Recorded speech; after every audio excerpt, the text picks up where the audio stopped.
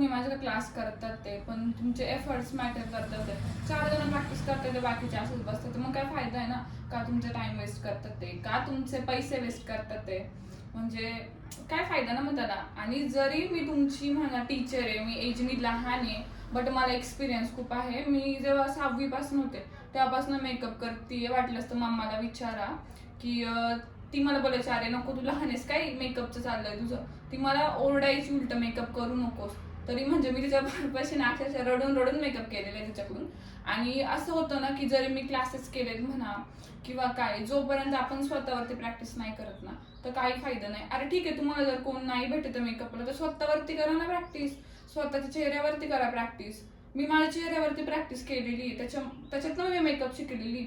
आणि इनफॅक्ट मी क्लासेसच्या आधीपासून ब्राईड करते का, कारण की मी माझ्यावरती प्रॅक्टिस केलेली आहे, मी शिकली आहे. म्हणजे मला माझ्या मिस्टेक कळाल्यात बाबा प्रॅक्टिस करून, आज बाबा हे चुकलंय किंवा हे बरोबर आलंय.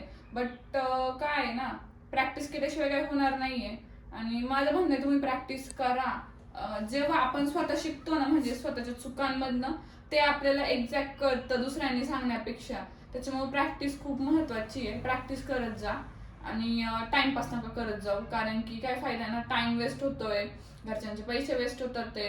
आणि तुम्ही काय बोलणार, अरे हा बाबा मी मेकअपचा क्लास केलाय बट काय फायदा, मला मेकअपच येत नाहीये. मग काय होणार की तू परत बोलशाल की हा बाबा हिच्याकडे शिकली मी मेकअप आणि हिने आम्हाला नीट नाही शिकवलं. मला पण जरा प्राऊड फील झालं पाहिजे ना, की कोणतरी बोलेल अरे हा हे यांचे स्टुडंट आहेत, यांच्याकडून शिकले ता. म्हणजे मला छान वाटायला हवं ना, की उद्या जर तुम्ही चांगले सक्सेसफुल झाले तर मला तरी छान वाटेल बाबा हे माझे स्टुडंट होते, हे माझ्याकडून शिकले.